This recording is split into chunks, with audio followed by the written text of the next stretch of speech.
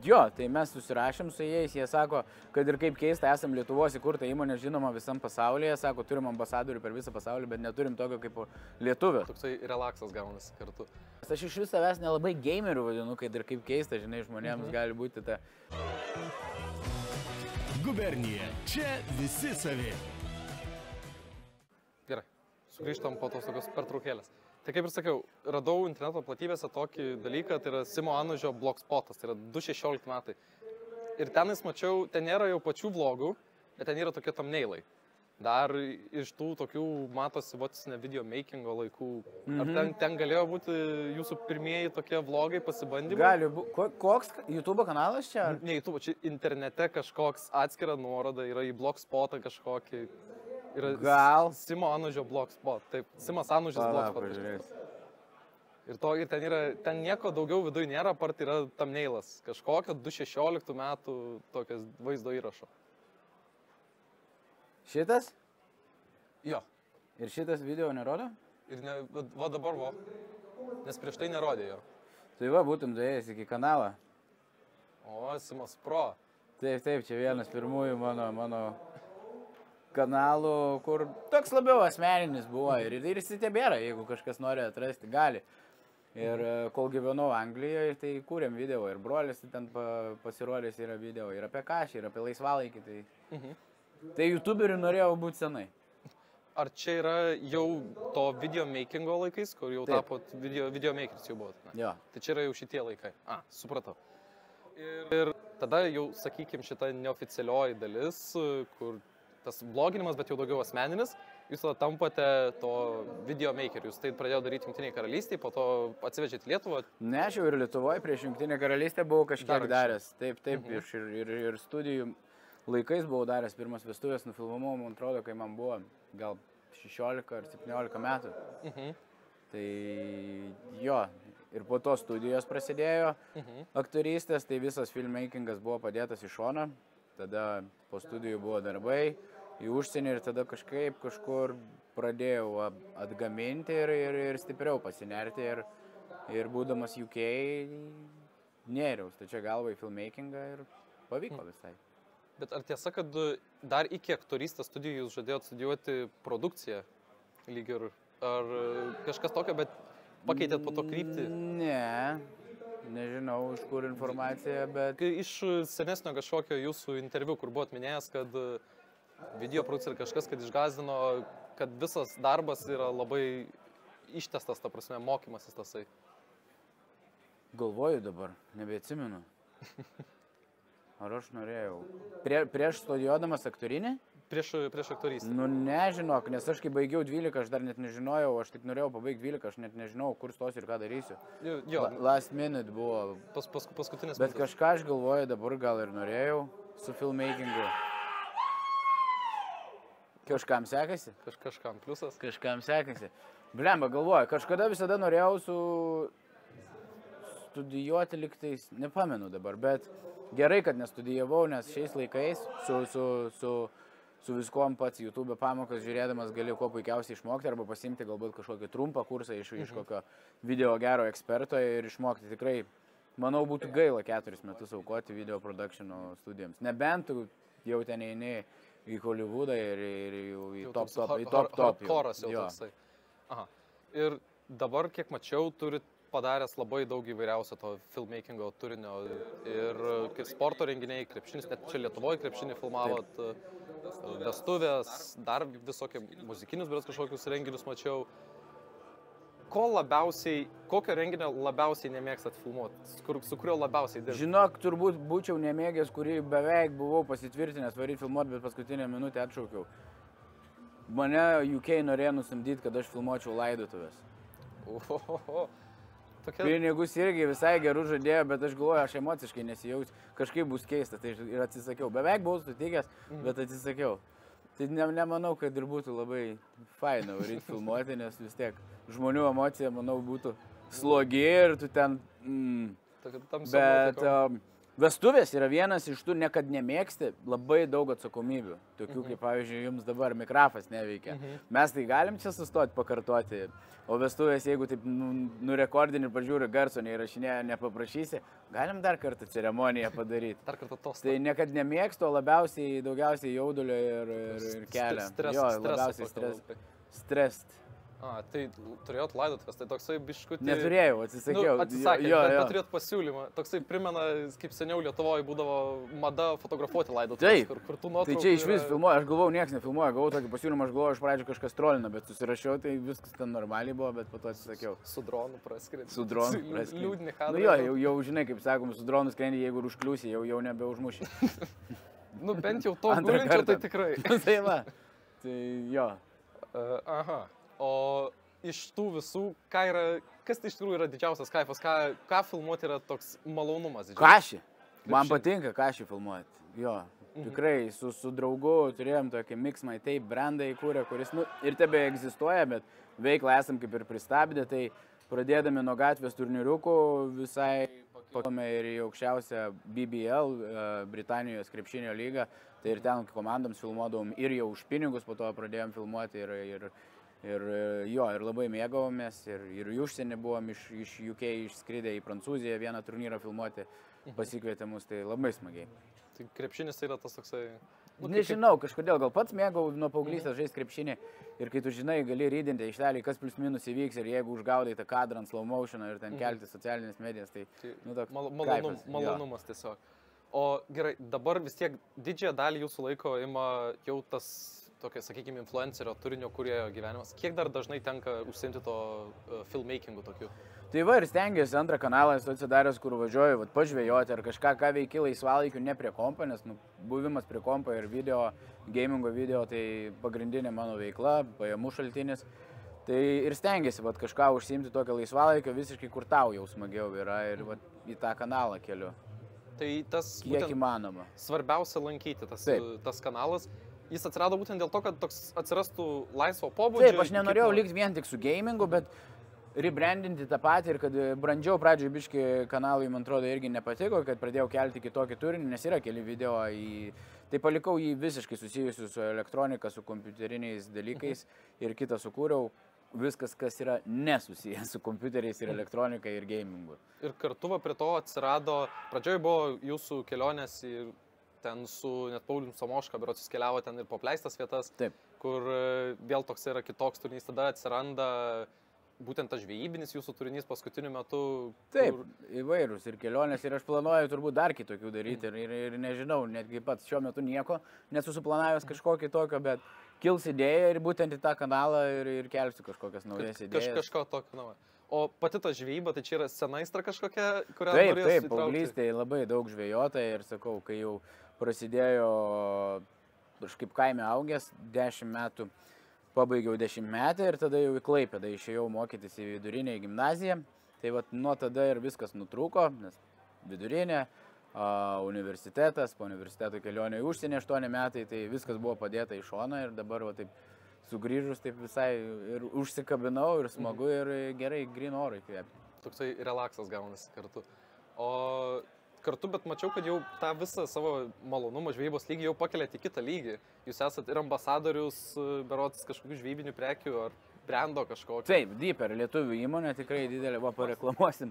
Bet jo, tai mes susirašėm su jais, jie sako, kad ir kaip keista, esam Lietuvos įkurta įmonė žinoma visam pasaulyje, sako, turim ambasadorių per visą pasaulį, bet neturim tokio kaip lietuvio. Tai sako, norim pasiūlyti tau būti pirmam, tai aš aišku sutikau, smagu bendradarbiauti, dabar gegužės pabaigoje didelį turnyrą daro Kintuose, tai iš užsienio visi influenceriai atvažiuos, tai smagu bus irgi nuvažiuoti ir dėga. Tai neša pajamų dabar ir tas kanalas, tai gerai. Ir irgi smagu. O vis tiek, labai daug laiko sukatės aplink gamingo renginiai, krepšinio renginiai, ten vestuvės ir panašiai, muzika. Ir mačiau, kad visai netaip ir seniai keliavote į žvejybos expo, kažkokį didžiulį užsienį. Taip, tai būtent su šituo Deeperio brandu ir keliavau, jie man finansavo visą kelionę, nes jie ten pristatinėjo savo naują produktą. Tai kai pasiūlė, tiesiog iškart sutikau, nes galvoju, tai nauja. Ar man patiks toj parodoje, ar nepatiks. tai jau nuspręsiu po kelionės ir nebevažiuočiau vienas, norėčiau galbūt su draugų kompanija, būtų linksmiau, bet aš visada irgi mėgstu išbandyti dalykus, kur nebandys. Nebandęs negali pasakyti, ar tau patiks ar ne. Tikrai tai.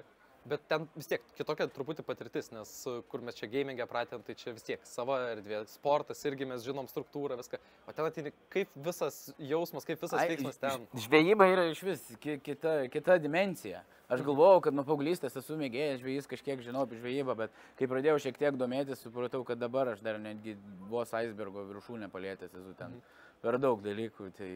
Ir jo, naujų žinių gavimas irgi savotiškas geras dopaminas smegenims. Ir tada paimkim, padėkim trumpam tą svarbiausią lankyti ir tą laisvalaikį jūsų ir imkim jūsų tą pagrindą, svarbiausia daryti. Jūs atsiradote YouTube padangėse, realiai per metus išaugote labai smarkiai su pirmoju GTA RP vaizdo įrašu. Kaip kažkada esate kažkokiame interviu minėjęs, kad RP pasirinkote vien dėl to aktorystę ir va tas toksai, ta galimybė atsiskleisti. Ne kiek pasirinkau, pamačiau ir taip, this is it. Aš tiesiog pajutau ir pamačiau ir patiko. Galėjau išnaudoti savo aktorystės sugebėjimus, techninę dalį, kas liečia filmavimą, tos pačios programos, viską domėjausi, supratau ir buvo nesunku daryti. OBS jau buvau susipažinęs prieš streaminant gamingo kanalą, nes buvau Anglijoje krepšinį streaminės irgi su kamera per tą programą, tai jau irgi buvo atpažįstama. Bet kiek pastebėjau, po truputį vienu metu buvo biški sustabdęs tą GTA RP visą žaidimą. Daugiau buvo Counter-Strike'as, atsiradęs Valorantas ir dabar vėlis truputį vėl gimstas gal. Jo, gal daugiau streamint pradėjau, iš tikrųjų nelabai aš GTA roleplay'us ir pristabdęs, tai video kėlimas vyksta gan reguliariai visą laiką, gal buvau sustabdęs streaminimą ir dabar daugiau streaminu. Transliacijos gal turėjau omeny daugiau, kad tiesiog transliacijų metu nebe tiek. Nes ir chatas visą laiką skambėdavo, kada gitarp, kada gitarp. Jo, taip laikai dabar taip veikia ir algoritmai, ir žmonėms labai patinka gyvas turinys, čia ir dabar. Tai turbūt, kai esam pasirinkę tokią profesiją, turime ir eiti su tais algoritmais, ką siūlo, ką sako platformos. Ir vienu metu turėjo tą tokią esporto fazę labai stiprią, aišku, jeigu dalyvaujate ir čia, tai vis tiek kažkiek tas esportas yra širdį. Organizavo turnyrus. Pirmą kartą matėm esporto turnyrą lauke. Lietuvoje, Pabalčio regione, pirmą kartą tokį matėm dydžio turnyrą. Organizavo 2-2 turnyrą, organizavo savo SD Invicta, ten kokį showmatchinis kažkas tokio buvo. Tada sukūrėt visą SD Invicta organizaciją, kas gimė nuo akademijos pradžioj. Kaip visas tas procesas, kaip jum patikęs, smagu? Man gimsta idėja ir man pats procesas labai patinka. Pati idėja gimsta ir aš noriu daryti ir žiūrėti, kas iš to išeis. Išeis, neišeis, pamatysim, žinai, kai darysi. Tai va čia ir kanalo pavadinimas turbūt iš to yra gimęs. Svarbiausia daryti. Pavyks ar nepavyks ir svarbiausia daryti su klaidom, būtent yra dėl to, nes procese mes padarysim įvairių klaidų ir tiesiog reikia, manau, nebijoti daryti tų klaidų. Tai jo, SD Invicta čia daug kas klausinėja, kol kas niekur neatvirauju, bet nėra padėta visiškai į lentyną ir šitas dalykas sugrįž. O kokiu formatu sugrįž, tai dar palikim paslapty. Bet viską žinom, vieną žinom dabar tą dalyką, kad tai nėra visiškai pasibaigęs. Ne, tikrai ne. Tik žinom tik tai, kad dabar komanda bent jau šiam laikui jos Taip, Kebrytė yra išsiskaidžiusi, kas žaidė komandoje, nemaža dalis yra čia, dabar ir Vikerį sutikau trenerį, tai toliau bendraujam, o kas bus, pamatys. Pamatysim. Rudenį nenoriu nieko prižadėti, kartais, žinai, būna prižadė auditorijai ir tada jeigu nepadarai, tai jau jie tave muša su lasdelėm, kur sakei. Tai nieko nepažadu, planuojama galbūt rudenį. Informacijos daugiau. Supratau. Jūsų vis tiek didelė dabar gyvenimo dalis yra, sakykime, prieš kamerą. Gamingas, socialiniai tinklai, renginiai tie patys. Svarbiausia lankyti jau net savo laisvalaikio formą truputį įdedate į vaizdo turinį, nes jums patinka, kaip sakėt, filmmakingas. Kaip ir esate iš tikrųjų esate tėvas ir kaip sudėtinga yra būtent atskirti tą visą darbo sferą su asmeninio gyvenimo? Nežinau, man tikrai nėra sudėtinga, nes turiu labai stipriai palaikančią žmoną ir aš jeigu sakau, dabar keliom valandom aš tai vardinu kaip darbą. Varau nufilmuoti video ir tai atlieku darbą, ir jeigu su šeima keliaujam ar kažkur. Ir ji labai supratingai pabūna tuo metu su vaikais. Ir vaikams irgi yra suprantama, ką aš darau. Mokome nuo pat mažens, kad tai yra darbas, toks darbo pobūdis. Ir nėra sunku suderinti, kai galbūt turi šeimoje nusistatęs tas vidinės taisyklės, kaip viskas veikia. Ir yra kažkokia tvarka, visi žino. Jo, nes jeigu nebūtų tvarkos, bet kada pradėčiau bet ką įrašinėti, tai manau ir žmonai, ir visai šeimai būtų tada sunku, bet jeigu... Daug žaibų būtų iš čia, ne tik iš fanų. Gerai, šiaip, nes dažniausiai žmonių problema ir būna suderinti tą, sakykime, asmeninį gyvenimą. Nesusitarimas yra didžiausia problema turbūt. Kiti tikriausiai nesugeba tiesiog susitarti. Kol... Biški vėl sugrįšim į praeitį, bet sujungsim ją su ateitį, sakykime. Tai vienu laiku buvote PewDiePie'aus tuo metu didžiausio YouTuberio montavimo komandoje, ar ne? Nebuvau, aš ėjau į trailą, kad patekti, jo. Ir man, aš tuo metu, kai gyvenau UK, tai įvairių aplainau viskokius vienkartinius darbus, sumontuoti video, nufilmuoti renginį ir taip toliau. Ir tai vienas buvo video montuotojas gaming turiniui, tai galvoju, manau, kad užaplainau, parašė mailą, atvykite bandomajam į tokį ir tokį ofisą Brightone, atvykstu ir aš net nežinojau, kad PewDiePie, visai su kitais žmonėmis aš bendravau, nes vis tiek ten yra ir komanda didelė ir taip toliau. Ir ateinu ir pats Feliksas sėdi, žinai, ir aš taip, okei. Tai buvau šiek tiek nustebęs, pabendravom, papasakojo, ko nori, davė vieną video sumontuoti. Turbūt jau sunku pas į kanalo turinį atkasti būtų tą video, bet tą vieną sumontavau. Dar vienas pažįstamas buvo, irgi susitikom ten, jisai irgi jiems montavo. Bet nežinau, ar jie pasirinko kažką, bet aš gavau mailą, kad jie nusprendė likti prie to pačio montuotojo ir nekeisti. Tai jo, tai tokia trumpa pažintis ir susitikimas. Su tuo metu didžiausiu YouTuberiu, tai buvo taip. O įmanoma buvo kažką iš to, būtent to trumpo laikotarpio kažką pasisemti, kažką atsivežti naują? Taip, supratau, kodėl aš turiu kitam montuoti, jeigu aš pats visada norėjau YouTube kurti, gal tai ženklas yra, kad manęs ir nepasirinko, tai do yourself. Jeigu dabar paimtumėm jūs ir nukeltumėm į tą laikotarpį, kai ateinate trajautintis į PewDiePie'aus montavimą. Bet paliekam visus įgūdžius, ką jūs dabar turit, visas žinias, ką jūs dabar turit, apart to, kad jūs žinot, kaip ateitis suklostys. Ar būtumėt tos pačius žingsnius dėjęs ir taip pat viską daręs? Turbūt, nes jie turėjo gana aiškius guideline'us, kuriuos man atsiuntė, kaip montuoti video, kokia yra stilistika. Tai aš gal iš jo irgi taip pasėmiau, aš dabar savo montuotojams, taip turiu aiškius guideline'us, koks yra mano kanalo stilistika, turiu PDF failą, jeigu ateina koks nors naujas montuotojas, nori pasibandyti, tai aš jam tiesiog duodu tą PDF failą, kaip ir tada gavau aš pats iš PewDiePie. Ir jo, ir jie dirba, ta prasme visada sakau, yra laisvė, darykit kaip norit, bet jie yra pagrindiniai guideline'ai, kurių reikia laikytis. Ar struktūrizuojat savo, tarkim, turinį? Nes yra vieni YouTuberiai, kurie pasako, per savaitę aš padarysiu, tarkim, 3 Valoranto vaizdo įrašus, tada visą likusį laisvą laiką aš galiu dėti kaip norit. Ar jūs bandot kažkaip struktūruoti visą tai? Ne. Yra tam tikri partneriai, kurie yra ilgalaikės sutartys, tai ten turiu padaryti įsipareigojimai, kur ten turi ar į savaitę, ar į 2 savaitės vieną video išleisti, tai ta struktūra tokia yra, tiesiog tu esi įsipareigojęs, taip ir darai. O savo laisvų stiliaus, jeigu video eina, tai nėra pas manęs, kažkas įvyksta linksmo. Nusimatęs esu savo, kad bent vieną roleplay video per savaitę, jeigu įkeliu 2, tai džiugu žiūrovams, gauna daugiau turinio, bet tai tiek turbūt pagrindiniai struktūrai, bent vienas video GTA roleplay per savaitę, o toliau viskas, kas papildomai, tas ekstra. Ir paskutiniu metu lankėtės daug Kretingos rungtynėse, nes socialiniai tinklai būmina, NKL'as, Kretinga žaidžia, ten įspūdinga. Kaip tiesiog ateiti, jau kur nereikia nieko dirbti, tiesiog ateini, kaip žiūrovas, malonu, tave kviečia, pažįstami aplinkui veidai. Kaip tas jausmas tokio krepšinio paprasto žiūrėjimo? Tai labai smagiai. NKL'as ir KL'as yra daug didesni derbiai, nes miesteliai yra labai vieningi, tie mažesni miestai, miesteliai vieningi už savo komandą, ne kaip didžiųjų miestų. Tai atmosfera ten kaista daugiau, nes dabar paskutiniu metu buvau Klaipėdoje Neptūno varžybose. Gerai laimėjo prieš Kauną. Čia buvo įdomu. Palikime tiesiog vaizdo įrašuose, kaip buvo, bet ten atmosfera buvo gera, nes 2 pratęsimai Klaipėdoje, tai galingas, turbūt metų varžybos čia buvo LKL, galim taip įvardinti. Bet jeigu tai yra net tokios intriguojančios varžybos, tai LKL nėra netgi tiek daug emocijos, kiek NKL arba RKL, nes jie ten už būvį, už patekimą, galbūt RKL žaidėjai kovoja ir ten atmosfera yra gera. Nu, yra sakoma, kad kuo aukščiau kyli, sakykime, krepšinio karjeros laiptais, tuo truputį struktūrizacija gaunasi. Taip. O tenais vis tiek.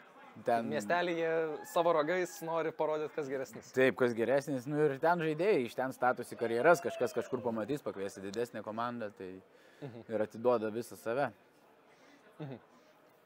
Kiek dažnai, va dabar paimkim tą paprastą laisvalaikio pusę, kiek dažnai įsijungiat šiaip krepšinį? Kad pasižiūrėti tokį... Neįsijungiu nei krepšinį, nei jokio papildomo turinio žiūrėti, nes tai yra, kaip sakai, ne kiek struktūrizuota, bet labai daug darbo. Mėgstu daryti, mėgstu savo darbą, o kai yra laisvas laikas, tai yra skiriamas šeimai. Tai laisvas laikas jau yra pilnai atsiribojama. Taip. Jau labai retai ten būna, bet įsijungiu, jeigu video pažiūrėt, kažką planuoju padaryti, galbūt kitokio video filmmaking'e, tai senus savo mėgstamus filmmakerius YouTube'e, tai įsijungiu kokių tutorial, gal kažką. Bet tai irgi yra įsijungimas ne kiek laisva forma pažiūrėti kažką, kad pasisemti kažko. Kažką naujo sužinoti. Tai jo, tai dėl to stengiuosi geriau nueiti į gyvai varžybas, jeigu krepšinio yra, ir atsipalaiduoti, nes į ekraną aš ir taip daug žiūriu. Tai gerai, o kokia tada yra mėgstamiausia tokio laisvalaikio, jau pilnai nedarbų atsipalaidavimo, ką labiausiai mėgsta daryti? Kad ir su šeima. Tai va, galvoju dabar. Man šiaip patinka kurti video, tai tas ir yra įdomu. Bet jeigu atmetus šitą dalyką... Nu, atmeskime, nes čia kaip darbas gaunasi kartais.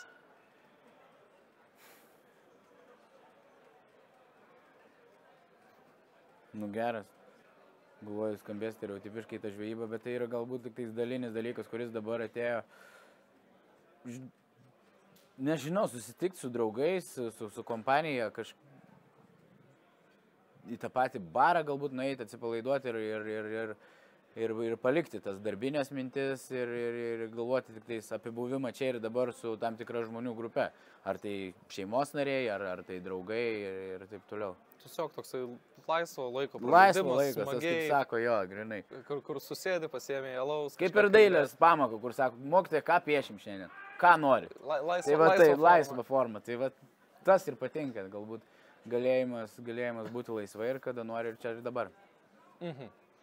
O yra kažkokia mėgstamiausia vieta, kur kaip kiekvienas žmogus turi, tarkim, vienas turi mėgstamiausią restoraną ir kiekvieną mėnesį bent po kelis kartus nueinam pavalgyti, va, kai laisvalaikį pavalgyti. Ar yra kažkokia viena vieta? Ne, neturiu. Mes su šeima vis dažnai kaip tik bandome važiuoti ir aplankyti vietas, kur dar nesam buvę.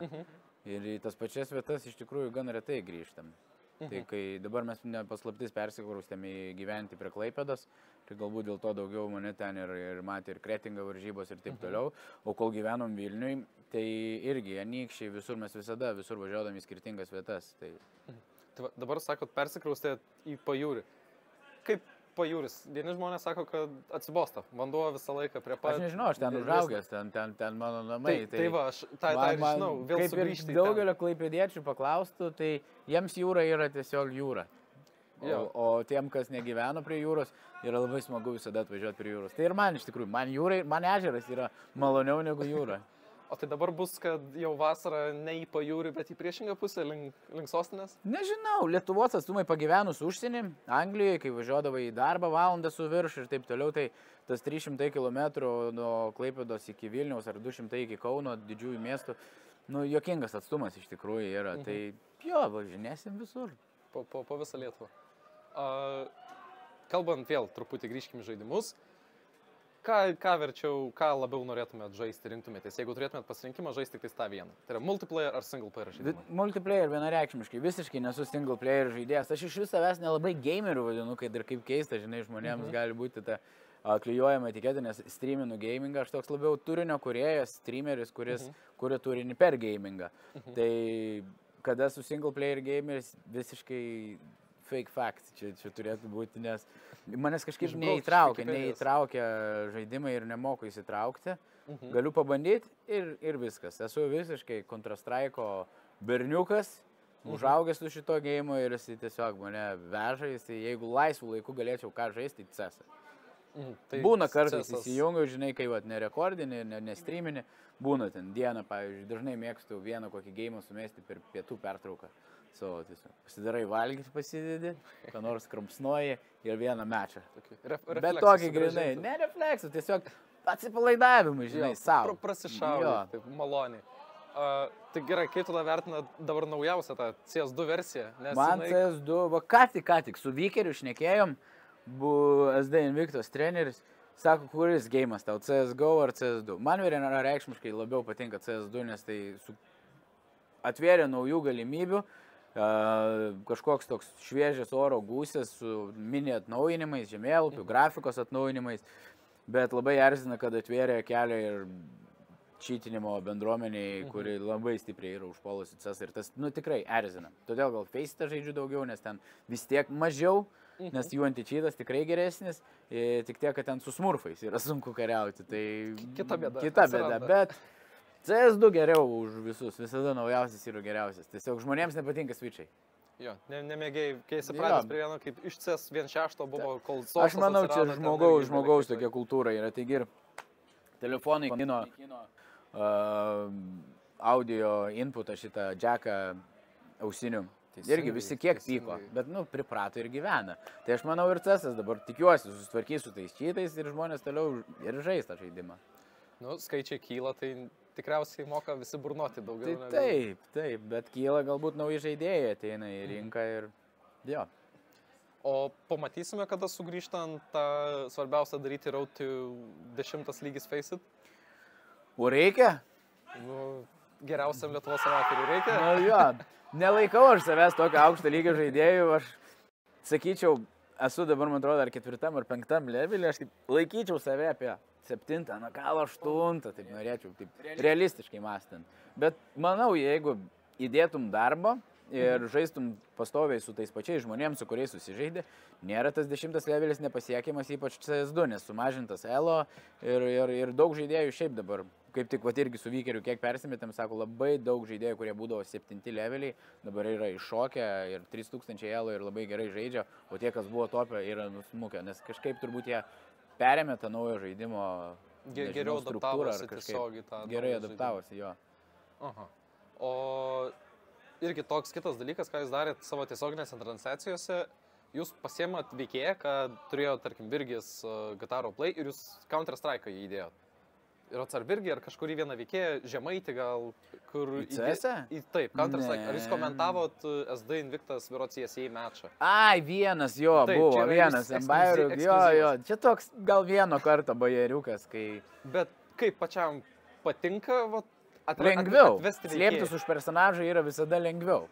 Tokia kaip papildoma gaunasi kaukė. Jo, tu kaip užsidėjai kaukę, nesi tu ir tu ten gali prikolinti, nes kažką netai pasakysi, tu sakysi, čia išėjo personažų, viskas išėjo ne iš manęs, atsiprašau. Čia ne aš, taip. Čia Virgelis. O kitas dalykas, labai esu pastebėjęs, labai nuostabiai atrodo jūsų thumbnailai, ypač GTRP. Dabar nauji? Dabar tie nauji, jūs paimat kažkokią vieną elementą iš viso vaizdo įrašo ir jį sudedat į tą thumbnailą. Pačiu jūsų idėja, ar atėjo... Taip, thumbnailus pats darau ir kadangi visada noriu domėtis naujais dalykais, labai domiuosi AI-um ir stebiu rinką, kur eina, kas bus, kaip viskas juda į priekį. Įdomu, žavi, tamsus miškas kol kas, jeigu pradėtum nerti vis giliau, kuo giliau, tuo daugiau medžių. Žiauru, bet labai patinka, va čia GPT ką daro ir visus thumbnailus generuoju pats, reference images pasidarau ir tada ten per Photoshopą, žinai, biškai dar kažką pakoreguoji. Tai toks savotiškas dabar netgi azartas yra daryti thumbnailus. Kas žino, toksai atsirado savęs. Na ir gal pabaigai tada paprasčiausia tokį, daug visko darote, visą laiką visko darote. Ar yra jau gal kažką esat suplanavęs, kad kažkur vienur ar kitur, kur nebūtinai, kad pasakyti tiksliai, ką jūs darysite, bet gal jau turite kažkokį vieną projektą, kur jūs jau žinot, kad jūs darysite? Pasakyti galiu, kad nieks nepavogtų idėjos, būčiau aš pasakęs, bus išėję. Ne, planuoju šią vasarą turbūt darytis, kaip jūs turite keletą kamerų, taip noriu padaryti tiesioginės transliacijas žvejybos, kur dar nemačiau, kad kas nors darytų. Ten su multikamerom nusifilmuoja nerenginį žvejybos epizodą ir sumontuoja jį taip, okei.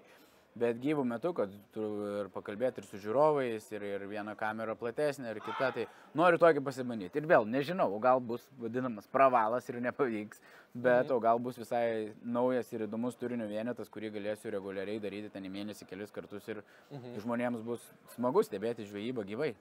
Ir kartu gaunas toksai vėl laisvalaikio parodymas. Kad ir vienas gamta, bet zebra pabūs. Ir gaunas malonumas. Iš tikrųjų labai ačiū, kad sutikot pakalbėti, ačiū už atsakymą. Aš dabar tik suvedžiu glaustų visą laiką man jūs, taigi gali sakyti. Aš labai stengiuosi pagarbiai. Gerai, ačiū, kad pasikvietėt. Ačiū. Ačiū, kad žiūrėjot. Nepamirškit pasekti mūsų, pasekit, žinoma, Simą, pažiūrėkit vaizdo įrašus, žvejybą, keliones. Ir daug visko. Kiek dar viso kito turinio, kas dar bus ir kas yra. Super. Ačiū. Gubernija. Čia visi savi.